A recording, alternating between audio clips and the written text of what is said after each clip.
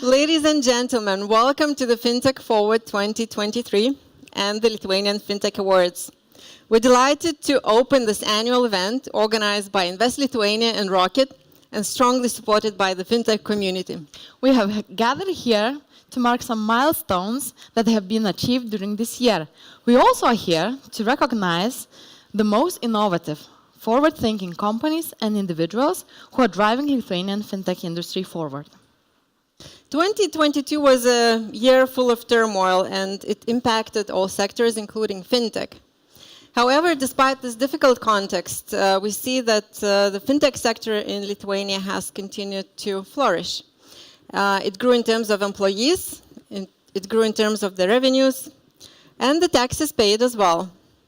So you all will agree that we all contributed to the success of Lithuanian fintech sector. And today we invite you to celebrate the fact that Lithuanian fintech remained resilient and continues to be leading hub in the Europe. Today we will also launch our newest edition of the Lithuanian Fintech Landscape report, which highlights the developments of the sector of the past year and some of the key achievements. You will be able to download the report at the end of this event, and we will also distribute physical copies. Along with the report, another highlight of this evening is waiting for you, Lithuanian Fintech Awards 2023, and we will be recognizing individuals and their companies who made significant contribution to the fintech ecosystem. And tonight, we will be your host, myself, Kamila Mazrima, the Head of Communications and Partnerships at Rockit, and my colleague, Gintarė Bočelienė, Head of the Technology Team at Invest Lithuania. So please, sit back, relax, enjoy the event, and we hope that this evening will be the source of inspiration, knowledge, and new connections. So let's begin, and it's my pleasure to invite Vaida Markevičienė, the Vice Minister at the Ministry of Finance of Republic of Lithuania. And I have to admit that I'm truly inspired by your dedication to the fintech ecosystem. Vaida, welcome. Applauses. Thank you, and I'm very happy to be here, and I'm very excited to see the report. And as you know, it's not just some nice brochure for the society. Actually, it's a very valuable document also for the policymakers, and it can also inform the decision-making process. So congratulations for the Invest Lithuania for their continuous effort to make this analysis as good as possible and find new angles for the report. And today, as the name of the event say, we have to look forward, we have to look to the future and see what's coming. From my side, of course, in order to be sure that that good future comes, we have to have clear goals. And my 3 goals for the coming year is to strengthen the position of fintech as a high-value added hotspot. My second goal is to encourage fintech in the sustainability area. And the third goal is to ensure that Lithuania is a respected and safe ecosystem, jurisdiction for the development, and of course to bring AMLA here to Vilnius. And talking about the future of fintech as a high-value hub, of course, the fintech guidelines that you probably heard a lot, especially in the last month, is coming, and I will now leave the content because we had a lot of workshops. You probably all know already a lot about it, but I will now talk about the lessons and about the process in that area. So before, the kind of guidelines, the ideas for fintech development came from the policymakers. They were saying what is going to happen in the future, but now we have a very different sector, and seeing that people don't even have a place to sit in this room, we know that the sector now is different. It's way more matured, and we now just have to listen carefully and find out from you how to become a game changer in the fintech environment. So what is needed for that, we need to be good listeners. And our minister, a month ago during FinTech Day, said that the key for that is trust. And that trust has to come from different levels. So one level is the market, the institutions. We have FinTech and we have traditional market players. It's important to establish more trust and communication there. Then, of course, there is market and institutions. We have to trust each other. We have to understand that we are all experts in our areas, but we are not experts in all the areas. So we have to trust each other's knowledge, share them, and be open to one another. The other element is, of course, the trust between institutions. And here I'm happy to say that we do talk a lot with institutions, and I think we managed to find the common ground.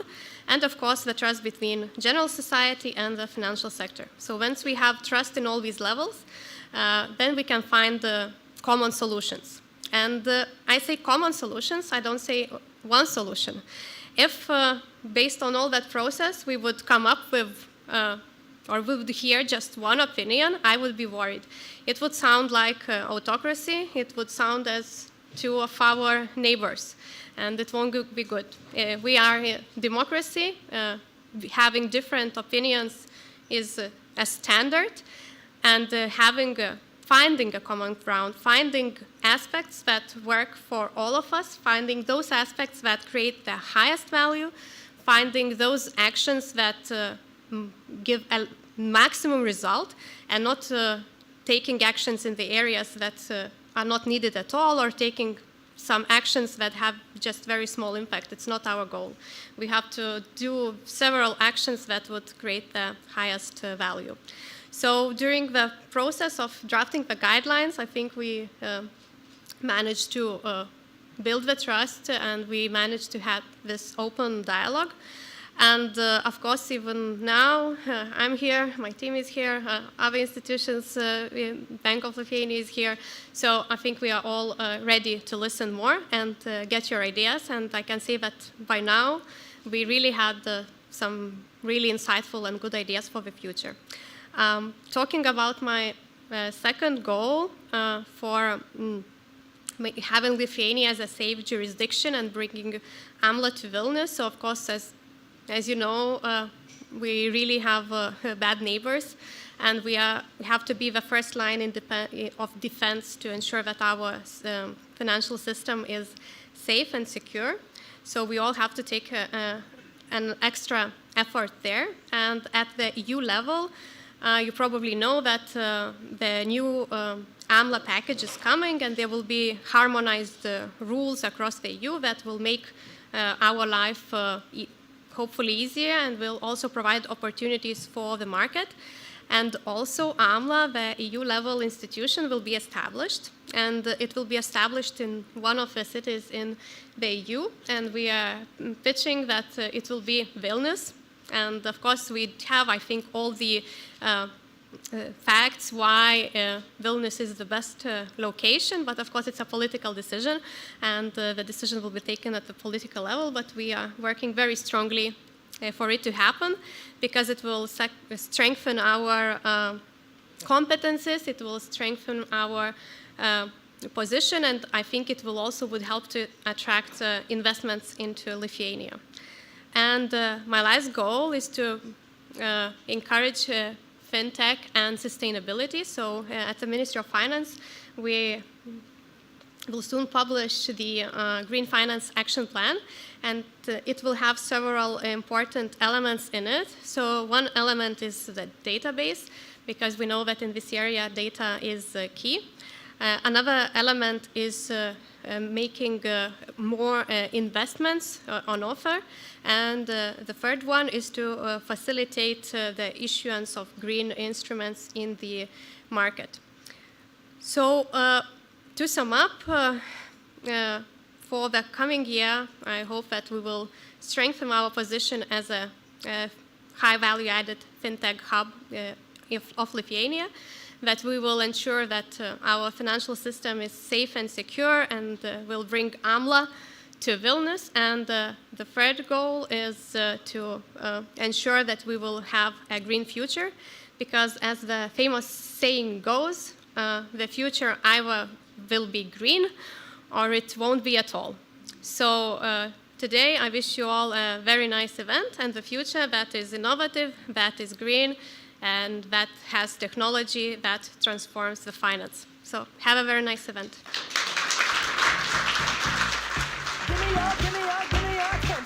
Very much, Vice Minister. Our next welcome speech was supposed to be presented by Aušrinė Armonaitė, Minister of Economy and Innovation. Unfortunately, she is unwell today and she could not attend, but she passed on a message that I would like to pass on. The message is that she's determined to continue supporting the fintech sector, to reduce unnecessary bureaucracy and create environment conducive for the successful growth of all companies and fintech in Lithuania. So we definitely have the support from the ministries, from one ministry, from another ministry, so it's really encouraging for all of us to have that continued support. Next, I would like to invite my colleague Agnė Klimavičienė, Senior Investment Advisor at Invest Lithuania. She's one of our team's fintech experts, and she led the preparation of the Fintech Landscape report this year. So without further ado, please welcome Agnė.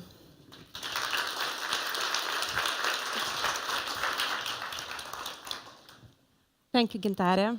I'm really excited to be here, to see so many of you, and even more excited to share with you the key insights from our latest Fintech Landscape in Lithuania report. And actually, I would like to begin by saying huge thank you for all those 93 companies that took part in our Fintech community survey and significantly contributed to the report. So thanks a lot from Invest Lithuania's technology team. And now, if I had a task to define our fintech sector in only 3 words, I would use the following 3: maturing, healthy, and growing. So I actually do have some statistics, facts, and figures proving that. So without further ado, let's take a look at them. Last year was not an easy year, and all the geopolitical, economic challenges, they had an effect on all industries, including fintech. So first time since we began our census of fintech ecosystem, the growth of number of fintech companies has plateaued. So in 2021, we had 265 companies operating in Lithuania, and by the end of last year, this number slightly decreased. And there are, of course, numerous reasons for that. So we saw several early-stage fintechs ceasing their operations because they didn't find the right product market fit, didn't manage to raise funds. We also witnessed several fintechs finding it difficult to comply with the requirements of the Bank of Lithuania and as a result losing a license. But nevertheless, there were important achievements, important milestones that we reached in the last year and that we should all be proud of. So Lithuania climbed the Basel AML index and now ranks 8th globally amongst the lowest risk jurisdictions. Lithuania remains the largest fintech hub in terms of the number of fintech licenses issued, and by the end of last year, fintechs licensed in Lithuania, they served 25 million customers, which is, I think, 1/10 of the total adult European population. And I mentioned you that the total number didn't grow, but despite of that, we were happy to welcome newcomers, global fintechs that chose Lithuania, and we asked those fintechs, we asked other participants of our survey why they are here in Lithuania, what are the reasons, and what are the biggest advantages of our business environment. So the vast majority of them mentioned access to the EU market. Digital infrastructure, fintech-friendly regulation infrastructure are another important attributes of the attractiveness of our jurisdiction. followed by other factors such as availability of relevant skills, cost effectiveness, and ease of doing business. One thing that I think is important to mention is that a significant number of respondents, they mentioned the reputation of the jurisdiction. And we believe that this factor, it will grow, its importance will grow, and more fintechs will take it into account when choosing a location for a regulated business. This time, for the very first time, we asked our fintech respondents if our fintech sector is resilient. And it was really inspiring to see all the answers, because the vast majority, 90% of survey participants, they said yes, our fintech sector is resilient. And as the main source of resilience was mentioned, actually, it's people. So strong and active ecosystem, dedicated top-notch talent, followed by other factors such as political stability and reliable, professional public institutions. And I think that this is an important message, something that should be taken into account if we want fintech sector to keep being resilient. We have to invest in its people. Now, let's take a look at the global map, not the fintech map, not yet, and see where all those companies come from. 155 companies are, they have HQ in Lithuania, so let's call them like local companies. And 108 companies, they have their HQ outside of Lithuania. US and UK are the two countries with the biggest presence and the biggest number of companies in Lithuania. And I can assure you that Invest Lithuania works really hard to ensure constant flow of investment and a big number of global fintechs from these countries because of the significance of those two countries to our country.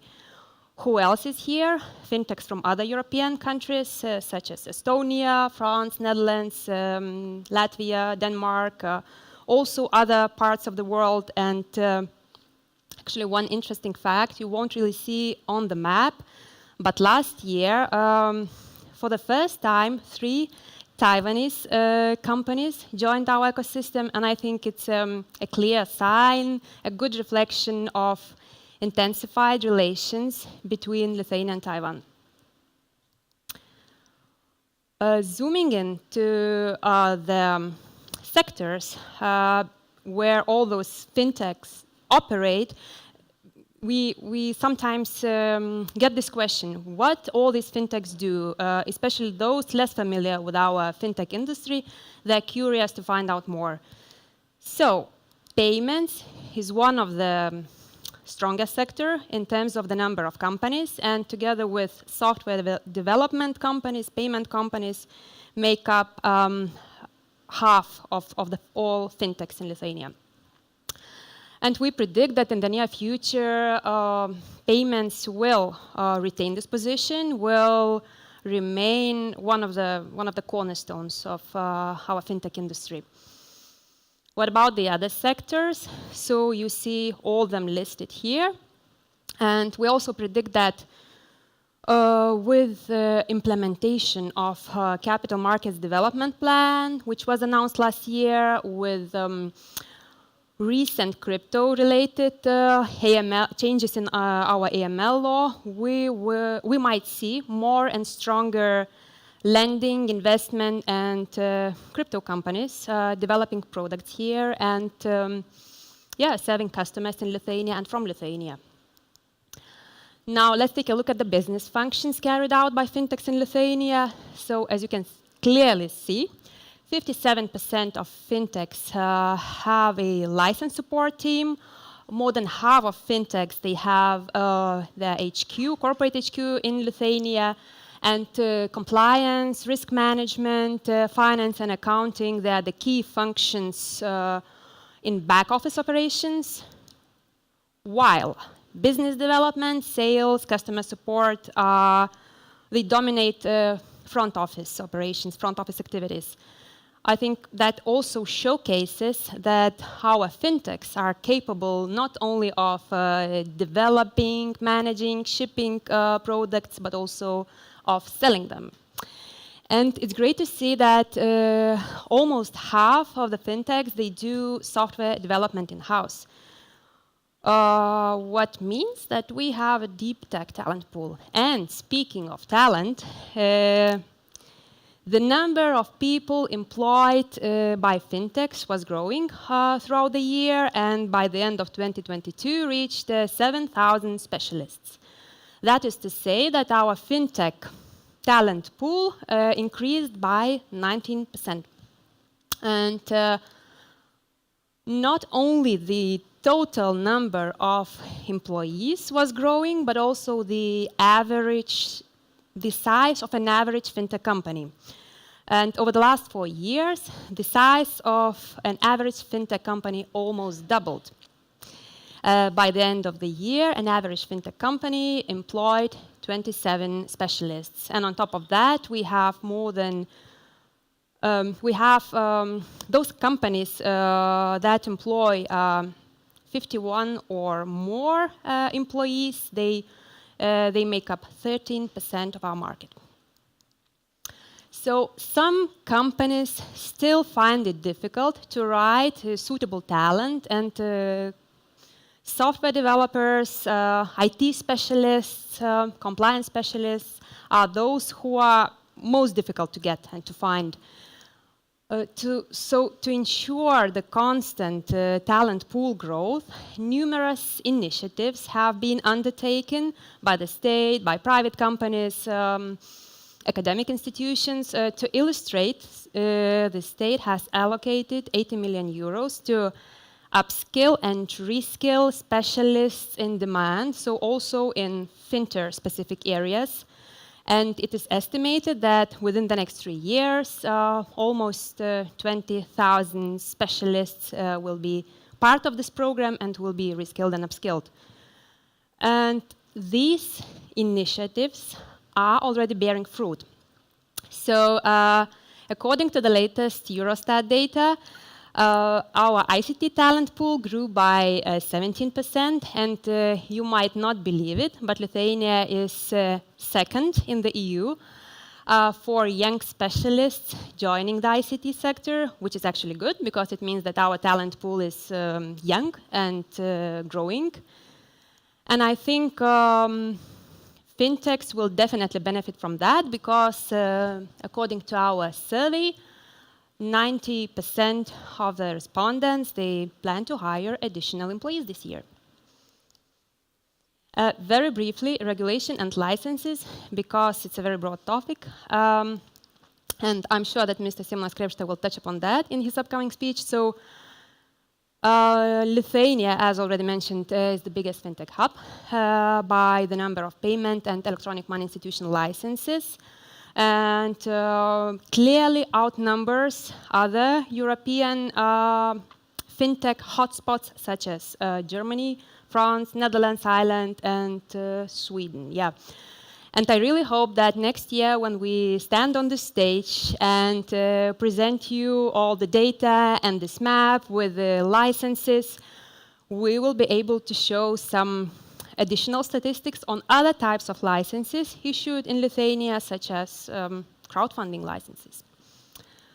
Very briefly about Central Link. So you see the Central Link transactions, number of transactions, volume, and value of transactions.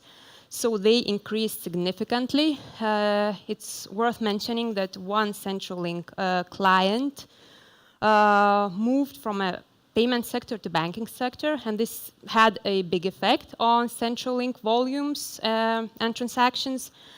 But nevertheless, the number of transactions over 1 year increased by 44 million, and the value of transactions, I think, 89 billion euros.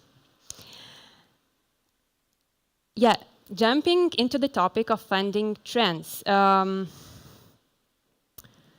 Our survey shows that 44% of fintechs, they are revenue funded, so they do not really have the, they are not really dependent on external funding sources. They can grow from their revenue. But at some point, also the companies who grow from their revenue, they start thinking about raising another round. And looking back to 2022, we see that, well, it's difficult actually to assess was it a successful year or not. It really depends on how you look at it. So the total amount of funding attracted by local fintechs, it increased and reached almost 68 million euros. On the other hand, we had less deals than in 2021, so funds were raised by 4 local fintechs. And we asked our future. So interestingly, 48% of surveyed companies said yes, we will raise funds in the near future. So I think it's a sign that our fintechs are not only maturing and growing, but also really optimistic. And diversity. I think it goes without saying that our fintech community is really diverse. And well, Lithuania is 9th globally for women employed in highly skilled occupations. And this is actually well reflected in fintech. So our survey reveals that at an average fintech company, 43% of employees are women, and 34% of executives are women, and at an average fintech company, 13% of its staff is international. So I think all these elements of diversity, they make our fintechs more open for new ideas, more competitive and more innovative. And yeah, what to expect in 2023? As always, opportunities and challenges. Regulatory environment, qualified, finding right qualified talent, product development, international expansion are the areas that might pose a challenge for our fintechs. On the other hand, payments, compliance and RegTech, digital banking, digital currencies, crowdfunding are the areas where Lithuania has the biggest potential to become a leader.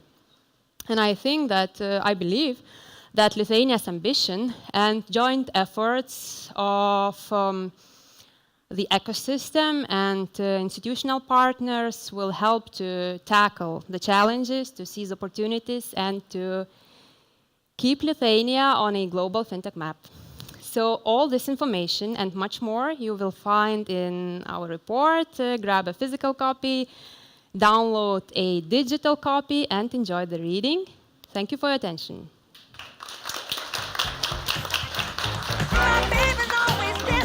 Do I have a song? Yeah, I do. Thank you very much. That's so much interesting data. And we all should be proud, right? We all should be proud, yes, about this data.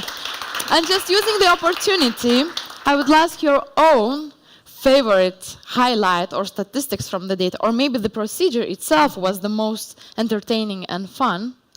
I'm not sure about the procedure, but I think I mentioned it in my presentation. We included the question on resilience for the first time, and we were really not sure what answers should we expect, will we see in the end. And it was really inspiring to read all those answers and to see that the vast majority of fintechs, they do believe that our fintech sector is resilient, despite of all the challenges, all the things that happen around us. Thank you, Agne. Thank you very much. And now I would like to ask Simonas Krėpšta, the member of the board of the Bank of Lithuania, the person without whom also these things couldn't happen in our sector. So welcome, Simonas. Here's your presentation. So welcome. Thank you. Yes, the sound is here. Thanks for inviting, and happy to be here and happy to share supervisory perspective and things we saw last year and we see going into the future.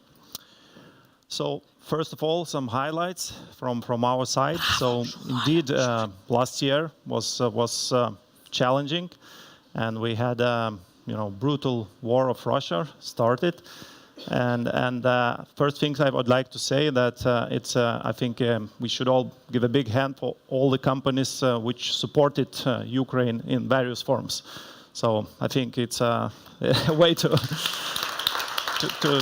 recognize it. And we saw many examples. It was direct support, it was support onboarding people coming here, but also lowering fees considerably on transfers and things like that. So I think it's a good way to support our friends in Ukraine. Another highlights. Last year, more than 25 million clients, as it was mentioned, actually more than 26 million clients, to be more precise, was being served from Lithuanian companies. So it's 10% of adult population in European Union, and I think it's a great breakthrough. One important thing is that this amount basically doubled over last year. So at the end of 2021, we had around 12 million clients.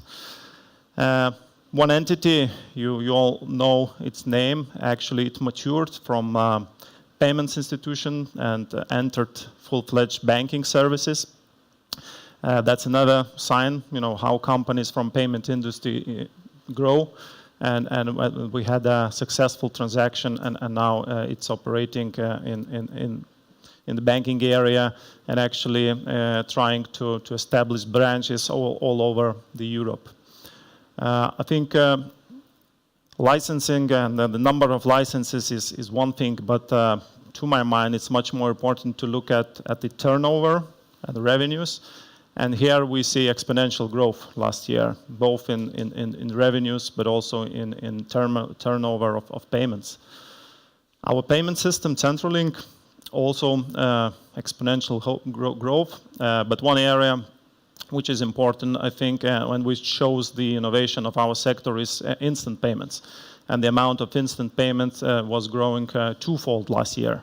And now 50%, half of all payments operated in Lithuania, they are instant payments. And we are clearly the leader in Europe under this measure. And last but not least, we saw a transition, maturity of our sector. And again, we had good examples here and not so good examples as well. And I think we're moving to the right direction, but we're not out of the woods yet. And we will also do our best to inform you beforehand and to act preventively for you to prepare and really to take compliance seriously.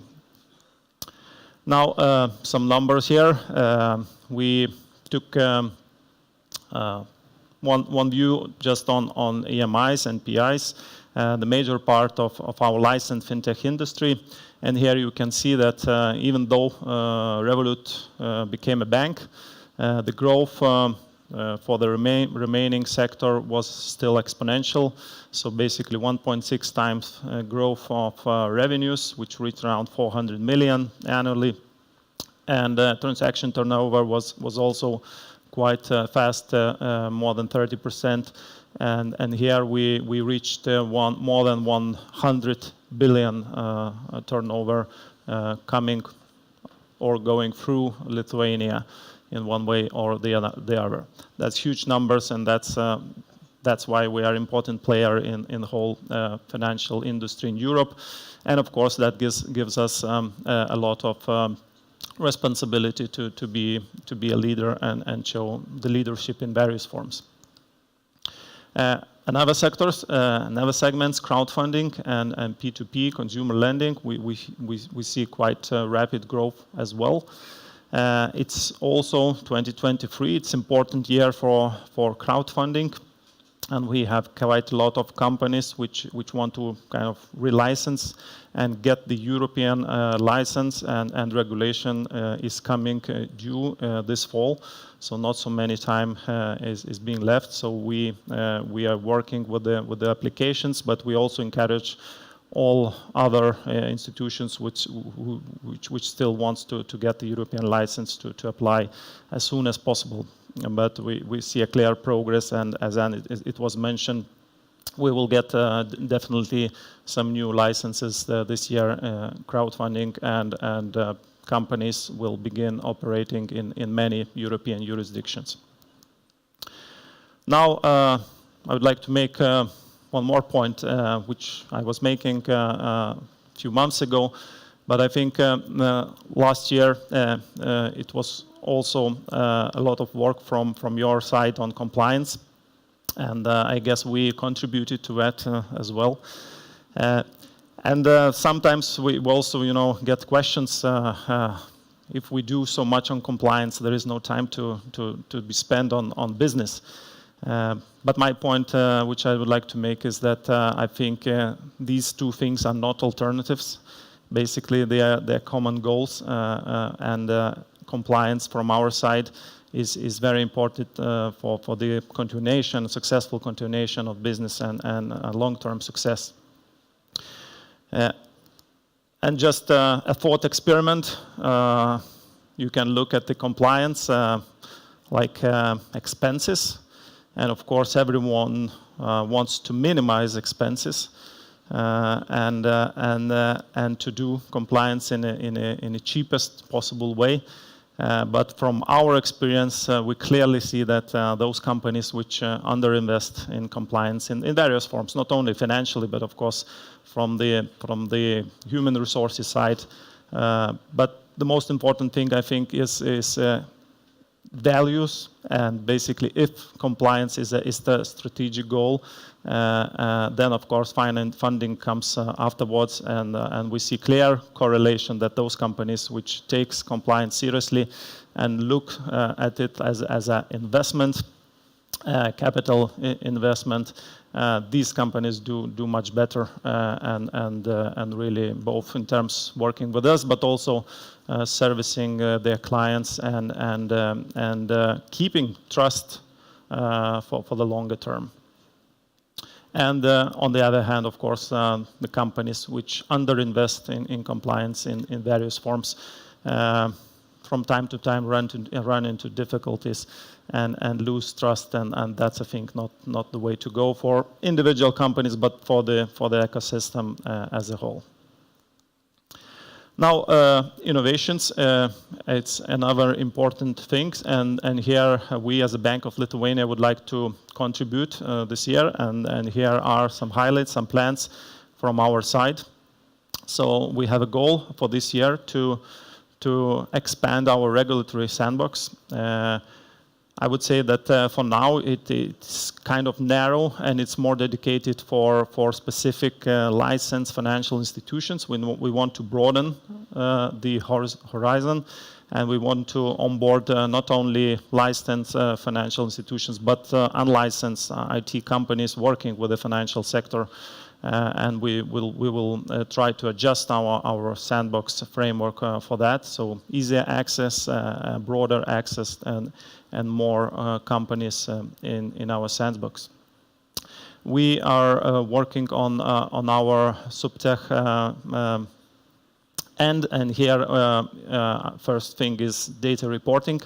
As you probably know, our project on real-time data reporting is going quite smoothly, and at the end of this year we will also have some concrete results on that. And actually, payments industry, EMIs, PIs are the first type of entities which will be onboarded onto our new data platform, which will empower real-time reporting.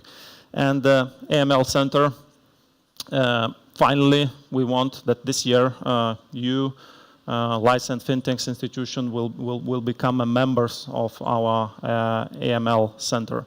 As you know, for now, only banks are the members, but I think it's time to make the change and to onboard both EMIs, PIs, and other fintech institutions.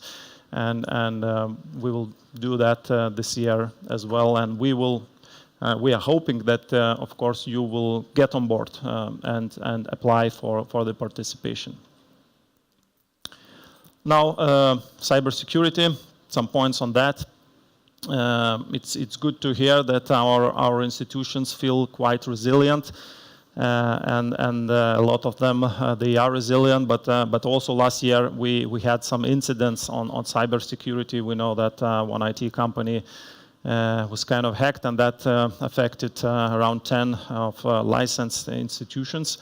Another thing is that yes, we have these neighbors, really terrible neighbors, in quite a proximity, and we as a country, as a jurisdiction, I think we need to step forward, increasing the cyber resilience of the financial sector. So this year we are going on with the pilot project where banks and our National Cybersecurity Center and ourselves we launch kind of a FinCert center where institutions could safely exchange the information, intelligence on various events happening on the cybersecurity front. We see good examples in other countries, and we think we should replicate that. So we will start with a pilot project covering banks, but of course the idea is to continue with insurance and of course the payment institutions as well in the future. AML Center, the integration of payments industry into that is another thing which I mentioned. And another thing which comes with the instant payments is fraud.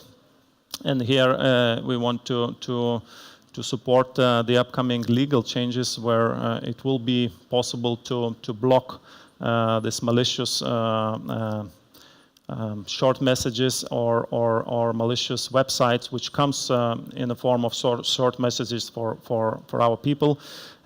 Try to block these websites very quickly, not as it is today. Now it takes around a week to block a website, but obviously all the fraud is going on in a couple of first hours. So legal acts are being drafted and presented at our parliament, and we are working with other institutions how to create the process and working process which could block these malicious websites in practice very quickly. So I hope this year will also be a breakthrough in this sense. Now some things about the future. CBDC, I think central bank digital currencies is getting, the progress is quite quick, and the European Central Bank will be going out with clear communication on how this CBDC could work in practice in Europe. We also know that the European Commission will go out with the legal proposal how the CBDC, the digital euro, could be implemented and with what conditions, concrete conditions in Europe. And that, I think, is an important breakthrough and step forward for payments industry. Because the ambition of the European Central Bank, and actually we play quite an important part building this project. We have a lot of specialists working on that in the central bank. The ambition is big, and the ambition is to create basically the payment infrastructure would be adequate and comparable to payment schemes as Visa and MasterCard. Yet it would be, of course, developed and produced locally in Europe, in Eurozone, and we see an important strategic autonomy goal in that as well. Such things as offline payments are also planned. That's another innovation breakthrough, I think, which could basically make the digital euro functioning very much as a paper euro. You could make a transaction instantly without any connections with the internet or electricity. But also it will open new avenues for e-commerce, point of sale, and things like that. So I think that's the area where your industry should really keep an eye on that for minimum, but maybe even building some research teams on that, and our sandbox, I think, is another way to engage with us and maybe create some pilot projects on this front. Crypto regulation, another thing which is important highlight for this year. We expect the final document approved and coming into force basically in April or latest May. And that means that the clock starts, and we have 12 and 18 months for the transition, which we, as we'll all know, will go very quickly. And of course, we are preparing as a supervisory authority.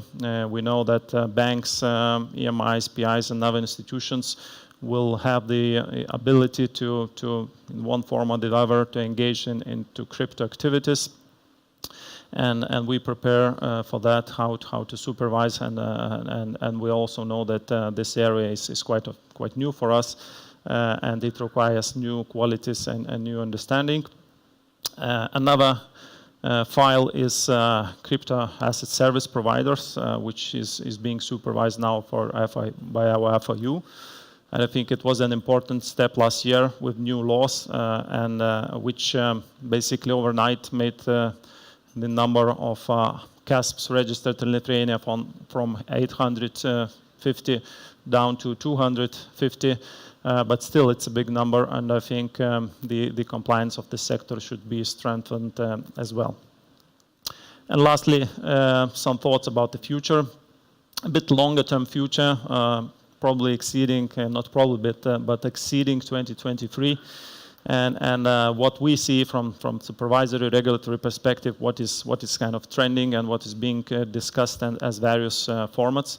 So open finance, that's more concrete, and European Commission is going out with a concrete legal proposal this year, and probably before the middle of the summer, and we saw what an impact PSD2 directive gave to Lithuanian market. We have a lot of companies using all these services, account information service and payment services, and the open finance will broaden the perimeter of that. So basically, it's expected that more information will be available on different aspects, on investments, on mortgages, and also more industries. So not only payment account, but other types of financial information would be available with the consent of the customer to be transferred for other companies.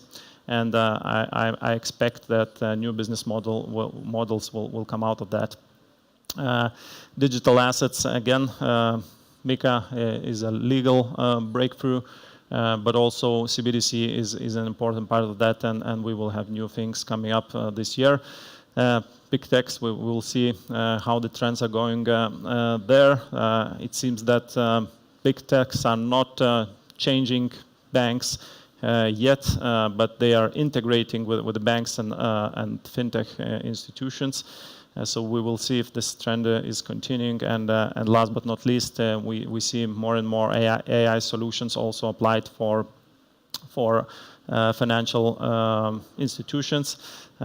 We also, as a part of European Central Bank, apply some AI solutions for our supervisory processes, but we also see that financial institutions from the business perspectives are also starting to apply AI, but of course we all know the dangers and complexity with that. So I think more work should be done there to make these innovations really work in practice in a compliant and trustworthy way.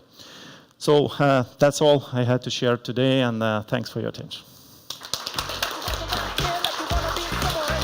Thank you very much, Simonas. I think it was really interesting to hear your perspective and also see what the future may bring us. I'm particularly excited about the CBDC and also broadening the sandbox for technology companies. Hopefully that will bring some innovative ideas to be built in Lithuania. What's your opinion on that? Yes, of course, we are not, the center of innovations. We're center of supervision.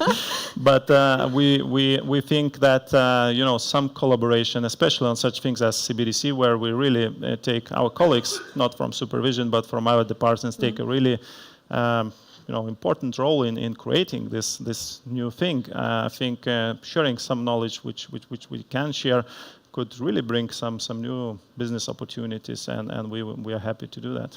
Excellent. And we're waiting for the initiative from the marketers, of course. Okay, well, you heard it here. Thank you very much, Simonas. Thanks. And next, I would like to invite Lina Žemaitytė-Kirkman, head of Rockit, to present how fintechs are taking part in climate change solutions and also reveal the newest edition of the Lithuanian Fintech Map. I will do indeed. Hello, everyone. My heart rejoices every time I see so many people sitting here. And I have one piece of very good news for you. I'm the last thing that keeps you away from the fun part, which is the awards, and even more fun part, which is the networking afterwards. So I promise I'll try to be brief because I know that you didn't come here to see me. But because I stand on his stage as head of Rockit, home of fintech and sustainable innovation, I usually stand here speaking either about one or about the other. And I'm actually quite glad that today I have an opportunity to speak about both. So you heard in the Vice Minister's speech that sustainability and bringing more fintechs into sustainable finance area is one of her top 3 goals. And yet in the report that Agnia presented, I've seen there was the opportunities bubble on the side. And the green finance was so small as an opportunity that I almost missed it.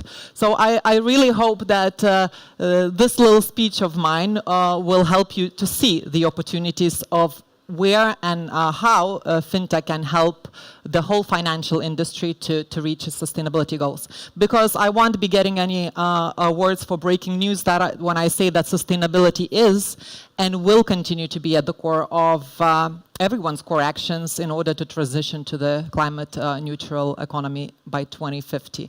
And the clock is ticking away. Obviously, because of finance industry's intermediary action, they play the key role in the sustainable transformation. And if we take a step back and we see what fintech has been doing in Lithuania recently, we know that you've seen the report. The fintech is booming, and another Lithuania's economic development direction is obviously green transformation, and that places Lithuania in the very good position. And how can a fintech help financial industry to become more sustainable? So the first one is very obvious, right? The fintech is digital first, and by that alone, it's helping the financial system to become less energy consuming and more sustainable. But sustainability in the financial industry, the way I see it, and I know that I'm at the risk of oversimplifying it, but for the sake of shortness of the speech, I will oversimplify it. The way I see it is driven by 2 forces. So one is definitely regulation, and here regulation brings a very big challenge. The challenge is the enormous complexity, mainly related to the availability or lack of proper ESG data for disclosure and reporting.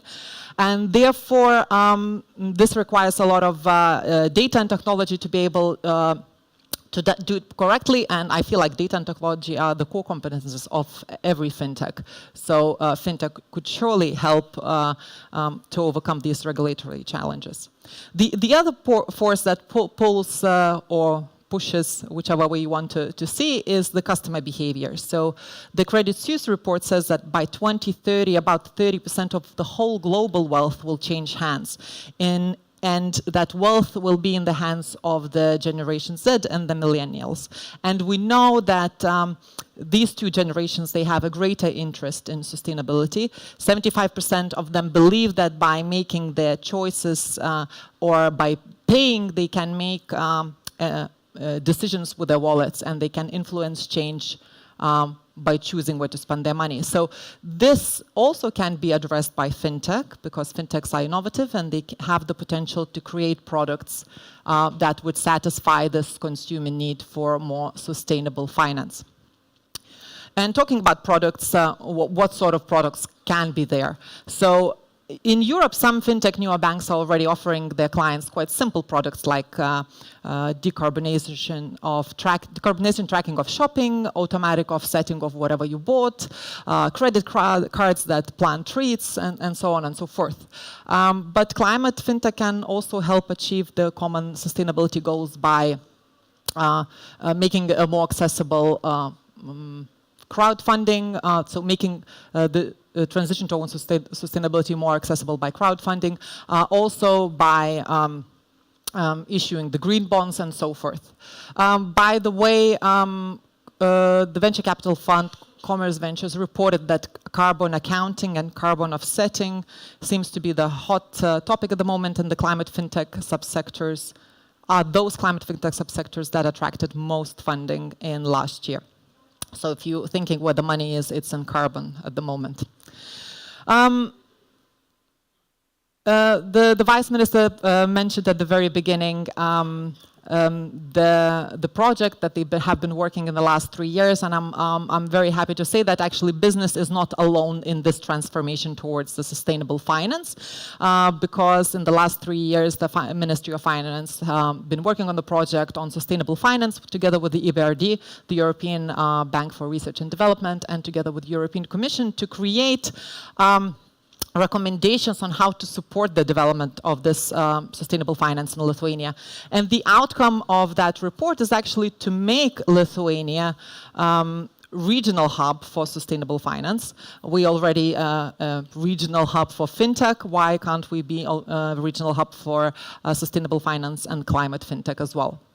And very two important elements that the Vice Minister already mentioned, but I feel they're so important that I want to mention them again. So one is the development of the sustainability database, and the other one is the establishment of the Green Finance Institute, whose sole purpose will be to consult on the regulation that's coming on, to perform analytical tasks, and be as a think tank. So hopefully all the support that's coming actually from the ministry enable more climate fintechs to emerge in Lithuania, because at the moment we have few but not enough. I'm zooming out here on one particular fintech, the Heavy Finance. They were a star of the report. There is an interview there with them. You can read about them. And they're a very good example on how giving loans to small and medium agriculture enterprises across EU, they give the loans so the farmers can transform the way they farm into the more sustainable way. The reason it's important, there's two reasons why that's important. First of all, the agriculture is responsible for 24% of all greenhouse gas emissions. And second of all, it comes as a surprise to a lot of people that soil is actually the second greatest carbon sinker after the oceans. So by financing the sort of the right changes in the agriculture industry, this fintech is making environmental impact. And here is a quote on the screen by the CEO that I could not agree more, that it's actually a vast opportunity for new unicorns to come out of this wave, because a lot of capital funds come with the strings attached. And the strings are that fund managers also have sustainability goals. Everyone now has sustainability goals, and they need to invest in sustainability-related businesses to attract more capital in their funds in the future. So I see the unicorns Lithuania sitting here, so I'm really hoping that next year they will report some climate fintech, not only emerging, but actually reaching unicorn status.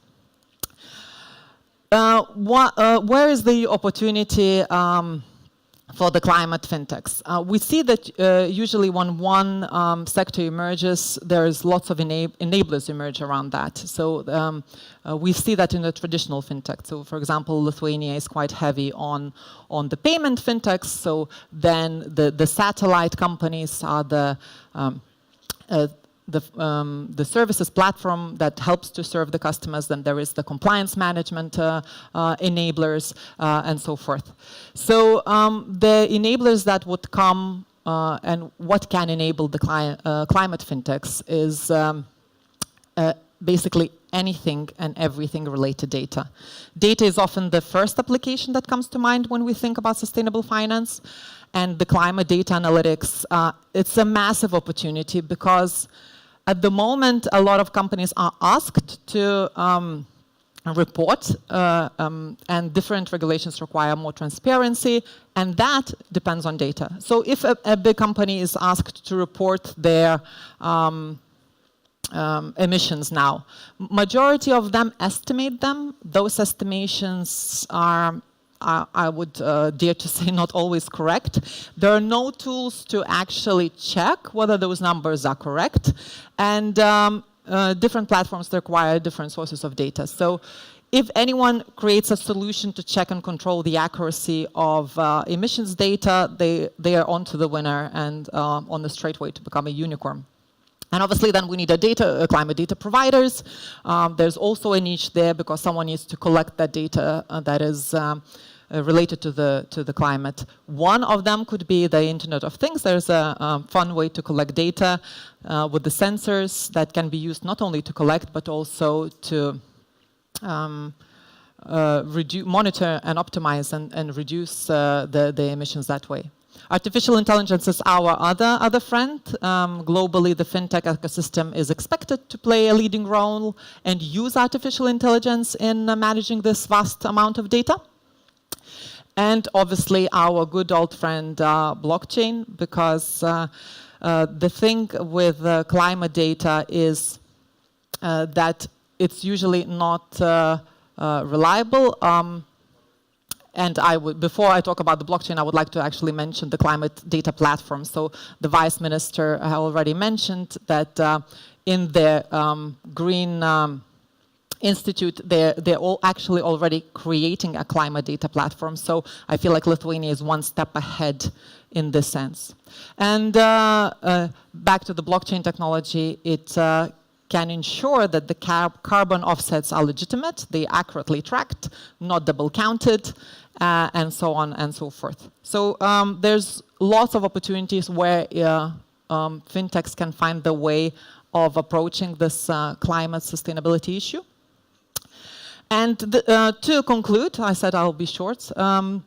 This is my favorite saying, and the saying is that energy flows where attention goes. And in the financial sector, we can change the word energy for money pretty easily. I think money flows where attention goes. So my wish here is that let the attention flow to the climate issues.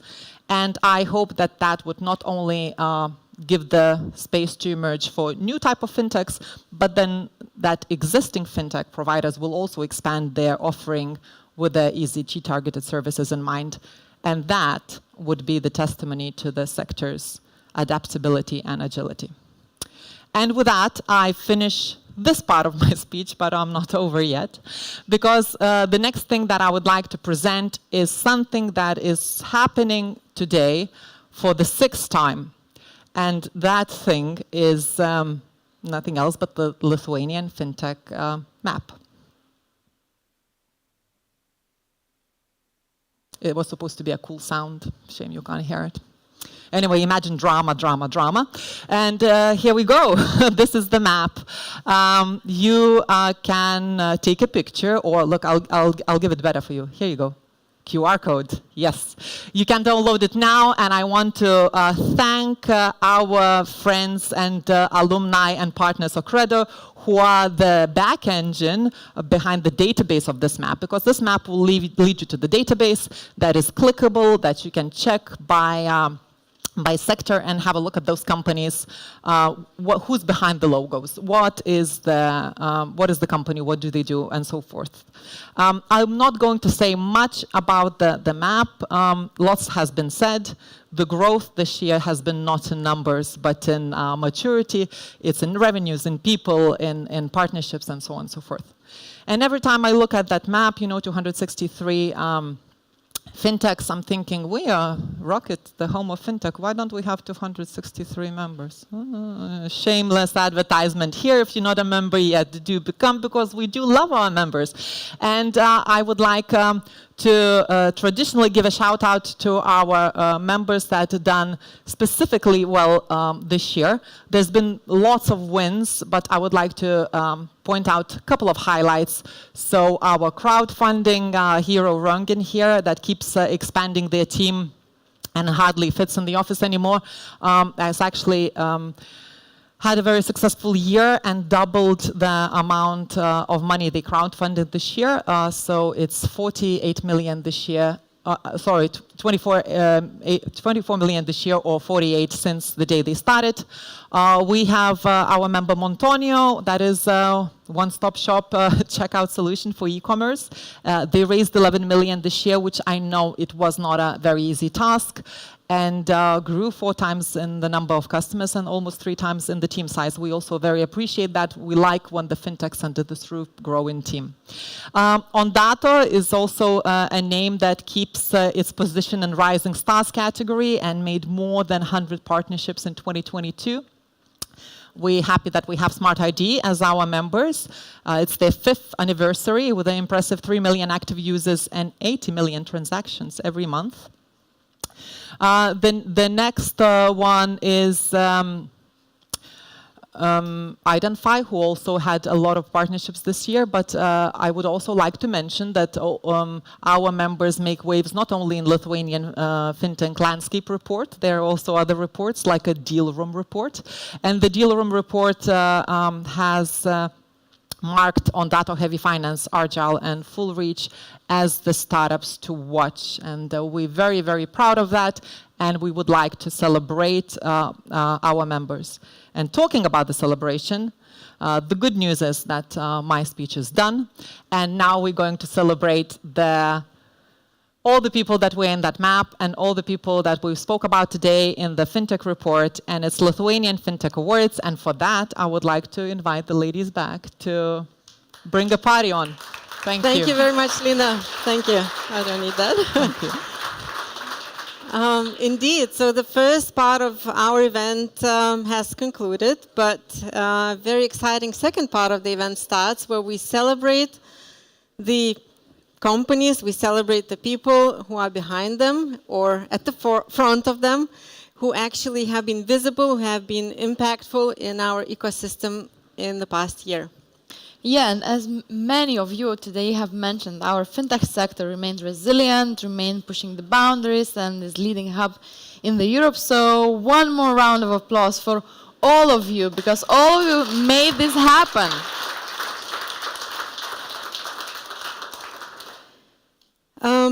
Yes, so we would like to thank everyone who contributed to the nomination and the selection process. So, of course, first of all, to everyone who submitted nominations and took some time to reason why certain companies or individuals should be included in the nomination, and also to our international jury And let's see. local jury. You can see most of them. Thank you very much. Yes, so really thank you for your time and commitment. We know it's been a challenging task. In some occasions there have been some quite heated debates to select the best of the best. So yes, a big round of applause to everyone.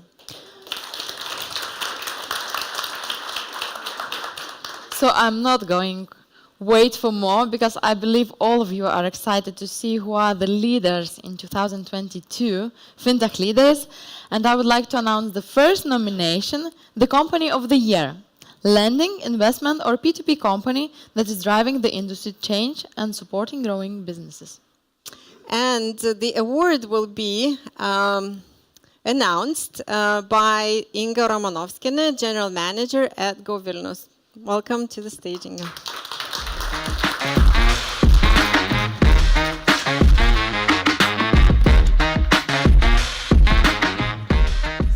Hello, everyone. It's a big pleasure for me to be here, but not just to be here for today, but to be a part of this ecosystem we proudly call Vilnius Tech Fusion. And you know, our job in Go Vilnius is to inform the world about how successful we are in Vilnius and to tell our successful stories. And you guys, you help us a lot and make our life very easy. So thank you very much, because you create the success stories and you make it. So thank you very much. But behind every success, we have people. We have people who have to set up a company, to grow it, and never give up. So the company, Fintech company, over here is very growing, and with huge ambitions in the future is SME Finance.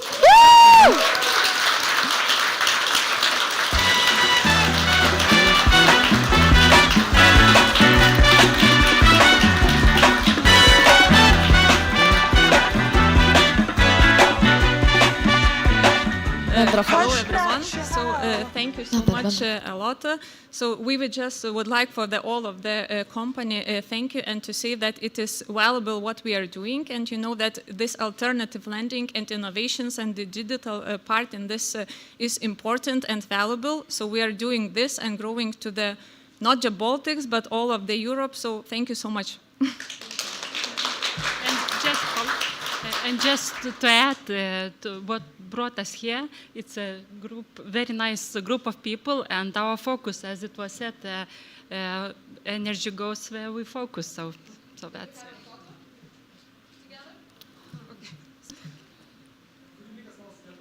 Round for applause. So there may be wet road ahead, and you cannot slip. Thank you. Just move on. Thank you and congratulations to SME Finance. Our next nomination is the Fintech Enabler of the Year. It's a company transforming financial services directly and innovatively. And to announce the winner, I would like to invite Vaiva Muller, the head of Fintech Hub LT. Applauses.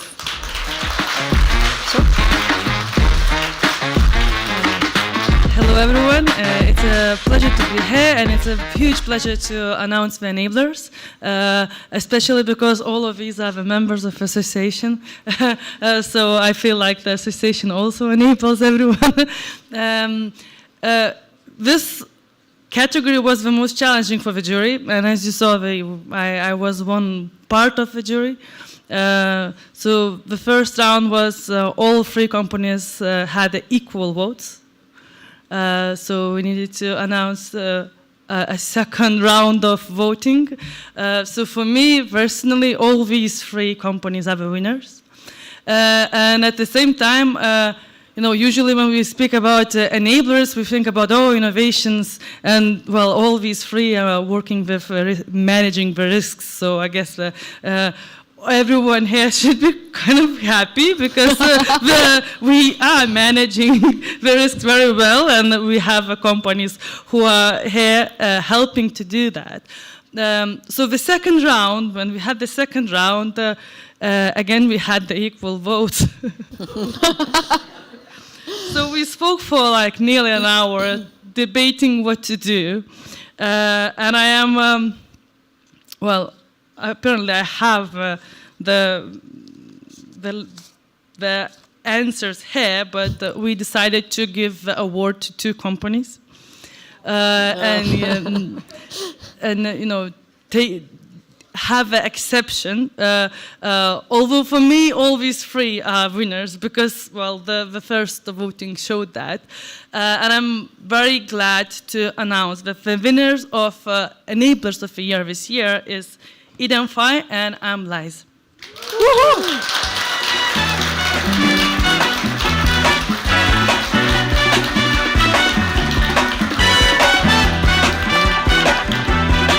Do we have representatives from him? Hush not, child.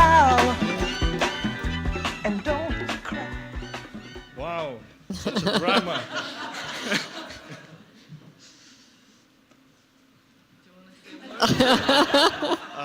I'm lost for words. No, okay. So it really pays off, all those long evenings here in Rockit, and thank you very much for the enablers in Kaunas, because we are from Kaunas. Identify is from the second city, so I'm really glad that we enabled this, and our recent partnership with Analyze says it all. Thank you. Don't go away. We will have a photo. Wet road ahead, and you cannot slip. Yeah, so thank you so much. Actually, it's sad that our co-founders couldn't participate here, but they just asked me to transfer a huge thanks for it. It's very important for us. And talking about Amlice, we are actually, well, at least until now, the only Lithuanian ML tool, such ML tool. And of course, we have very ambitious growth plans and plans to scale the business. And I really hope that maybe after 1 year, we will be, all Europe maybe will be talking about our solution, and not only about our solution, but about the place where it has born. And I mean, of course, Lithuanian Fintech and RegTech ecosystem. So, thank you.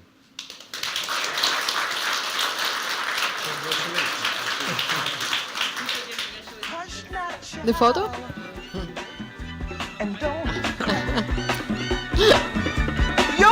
So it's a really unique situation where we have two winners. I think shows that both companies were very strong contenders. And the partners. And partners. Okay, thank you very much.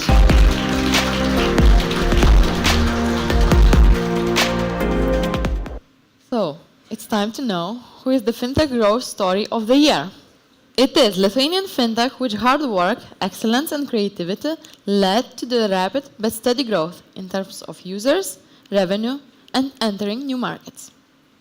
And to announce the winner of the FinTech Growth Story of the Year, I would like to invite Lukas Jakubonis, Head of Financial Market Development at Bank of Lithuania.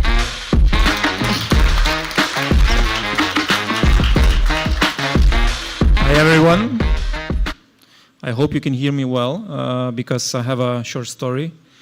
But it will be short, a minute. 150 years ago from now, one company, yeah, it will be a short one, don't laugh. 150 years ago, one company called Western Union actually revolutionized the way we think about payments.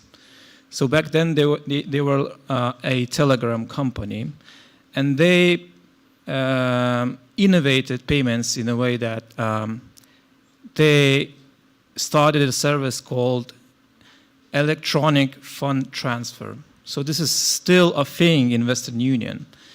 And that was actually the first electronic payments made in the world, as we know right now. So getting back to these days, I have a dream that 150 years ahead from now, someone like me would stand in front of the crowd and say, there was a company in Lithuania who actually changed the way the payments work. And I hope that it will be one of the fintech companies that are currently in the room and in the community. So having said that, well, I reached 2 minutes maybe. The award goes to company Pacetracks.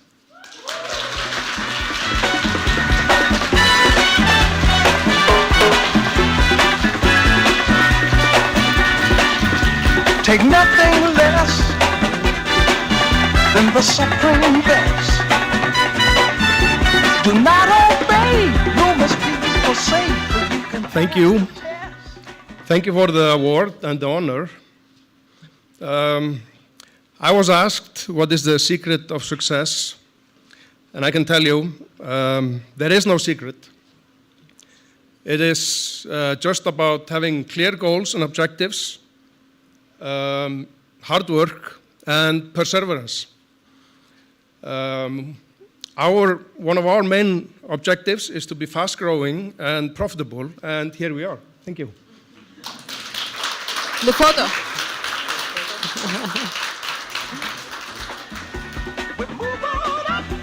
Congratulations to Paystracks, who have grown in Lithuania not just in digital terms, but in physical terms, and expanded from Vilnius to Kaunas to Klaipėda. So congratulations on that. And the next award is quite a unique one. It's a personal award to a person who has been visible, who has been proactive, who has been driving the development of the fintech ecosystem and really dedicated their both professional and sometimes personal time for the benefit of all of us. And again, the jury had really difficult time. We had 3 very strong candidates. All women. All women, which is, again, talking about the gender balance. But yes, so to announce the...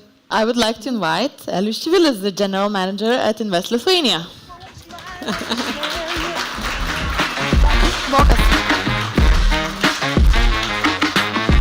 Hello. Invest Lithuania, right? It's a so honorable organization back home, but once you go on field in the world selling Lithuania, you are Mr. Nobody. The best you can achieve, you can be comparable to Kia. I mean, I'm nothing against Kia, but I mean, you are not Mercedes, you are not Ferrari, so you are just Kia. And by Kia, you actually have those not 2 minutes, like present this award, but like 1 minute to pitch the country. So what can you say about the country in 1 minute? Almost nothing. But I would always use this one formula which always opens the door. And I always talk about something special about this fintech. Honestly, I cannot explain this phenomena like really sound, but I can always say that there's something special with the ladies that are running this fintech. And by the nominees, you see that this is absolutely true, and I'm really grateful, and I wish all the other sectors, like high-tech engineering, heavy metals, machinery, and all those sectors are also led by our ladies. So it was not easy, because, it's not about the always sweet and sugar and the beauty, but it's also about, being some kind of spicy and challenging and making others grow. So I would like to present the winner, who is really exceptional person, and that's Vaiva. Just move on toward your destination, though you may find from time to time. Can I say a word? Thank you very much. Thank you for organizers, and thank you for recognizing the hard work of my colleagues and the whole ecosystem. I want to thank you to the board members. Many of them are here. To the chair of the board, Asta, Erika, Saulius, Titas, Alexander, Andrews, and the whole ecosystem, the members, because what makes the ecosystem strong is the people. And it was already mentioned, the association and, is just the glue. I just came back, well, some of you know, just flew back from Barcelona, where I represented Lithuania, and we went to different networking events, as you always do when you are somewhere abroad, and we visited different ecosystems of different countries. And we had our own Lithuanian ecosystem party. And the vibe we have in Lithuania, in our ecosystem, is something wow. And we should all be proud of being the part of that ecosystem, because we support each other. We do not, we always praise, sometimes forget, still, not always, sometimes still a bit too shy. And I guess this award goes to all of you, because the cooperation we have and yes, sometimes spicy cooperation, but that's how you achieve the best. So I'm very, very glad that we all cooperate, that we talk, but we're not afraid to say spicy things, and we are not afraid to say good things. So thank you. The word is yours.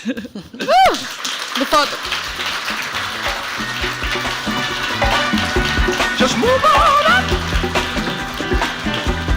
Move on up. So thank you very much. Thank you, Vaiva, for being spicy, smiley, and always devoted for this ecosystem. Thank you very much. And now it's the time for the FinTech Impact of the Year. And that was another hard decision for the jury, because all of the three nominees, they were making positive impact to our economy, society, and well-being. And to announce the winner of the FinTech Impact of the Year award, I would like to invite Inga Langaitė, CEO of Unicorns Lithuania.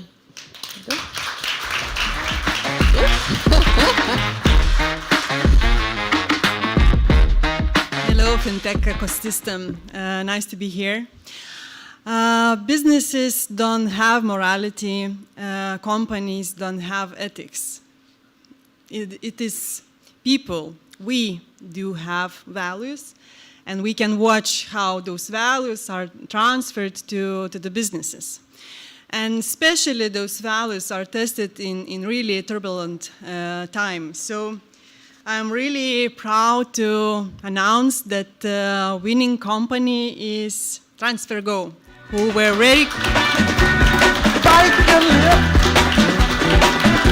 and take the trip. Though there may be wet road ahead. On behalf of our company, since our mission is about migrants and since global migration is growing, due to wars, due to various events, for example, which is happening in Turkey, we are really happy to create solution which can enable us to support those peoples who really need money in the fastest, bestest way as we can. Thank you so much. The photo! The photo. Don't run away! Photo or didn't happen? Remember your dream is your only skin. Thank you. Our next nomination is the FinTech Innovator of the Year. And to announce that, I would like to invite Vaida Markavičienė. Welcome back on the stage.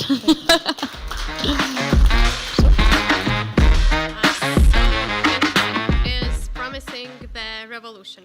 And revolution can be in terms of product, it can be a transformative product, or it can be a transformative technology. So the award will go to a company that does that has like ordinary product, but provides it in a very extraordinary way. And that company introduced Ripple's Net's new on-demand liquidity technology into cross-border payments, and that way introduced blockchain technology. And that company is Finchi. Your folks might understand you by and by. Just move on up toward your destination, though you may find... Thank you very much. First of all, it's an honor to be here and represent Finchi, and it's a real privilege to be here among such wonderful people, moving the industry further and further, and developing it and accepting this award, FinTech Innovator of the Year. Just really great privilege for us. At Finchi, we were thinking always that it is absolutely crazy that international payments are slow and really expensive. That is why we approached our partner Ripple in Silicon Valley to get the technology here in Lithuania, and we tried to deliver it to not only for us, but also for the industry. And it's a kind of a thing that we do it not only for ourselves, but we received a lot of requests from the industry participants, and we are absolutely transparent to share this technology just to make life of people more easier and convenient. And to do that, it was a really great achievement of the team, of the whole company. The part of them are here, and the part of them are still doing the work in the office. So thanks a lot to the Bank of Lithuania being in conversation with us during the pre-integration of the project. Thanks to the Fintech Hub also being an informative support for this as well. Thank you for Ripple doing their innovation and bringing this innovation with us to the Lithuanian fintech industry. And thank you to all the dedicated people that actually been working hard to do the job. And thank you very much. And it's a real honor to have this award. Thank you. A photo?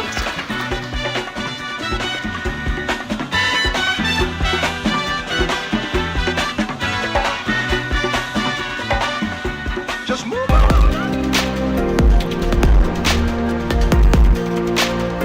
So the time is flying fast, and we are about to give the last award. And the last award is the public vote. Yeah, so this is where everyone had a say, and you could cast your vote. So it really reflects some likes, and it's really amazing to see who was voted to be the winner of this category. So for that nomination to be awarded, I would like to invite Lina Žemaitytė-Kirkman, head of Rockit.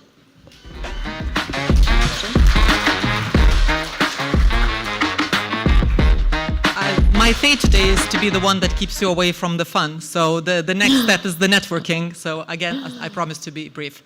Public vote is an interesting one, isn't it? Because some skeptical people might say, it's whoever has the most employees wins. But I am happy to say that I think that this time it's not the case. This time it's a true sign of love and who the market loves. And I am very, very happy to invite this company on the stage, because usually when something happens on the stage, they're a bit angry because it interrupts their work. But maybe not today, because they're the ones that are interrupting their own work today. Please welcome Antonio.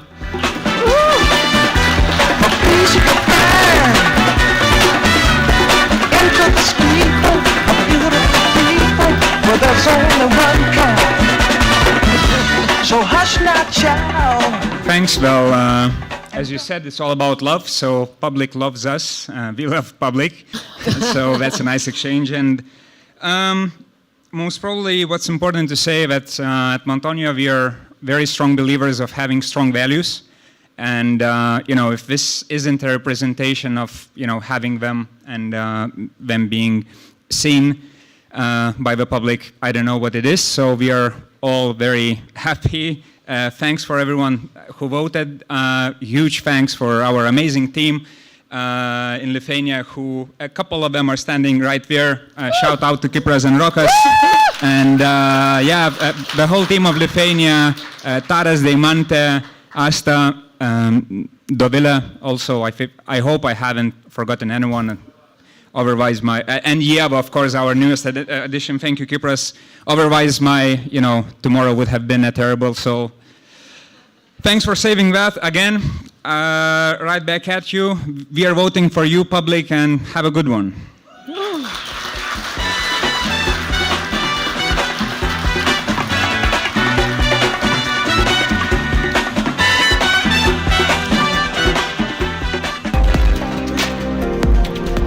So that was it, the last award of tonight. And I hope you really enjoyed this ceremony and this event.